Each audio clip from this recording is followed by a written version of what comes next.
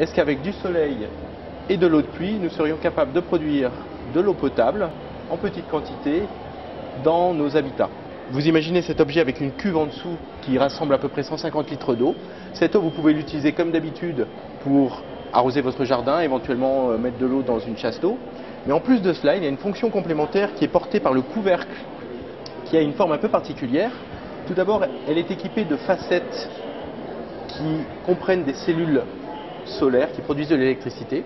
Cette électricité est utilisée par une petite pompe qui va renvoyer l'eau de la citerne dans la maison, dans une sorte de fontaine à eau. Cette forme a été conçue de manière très spécifique pour suivre la course du soleil. L'autre point, c'est que les parties latérales ont été conçues en ayant plutôt l'aspect de miroir.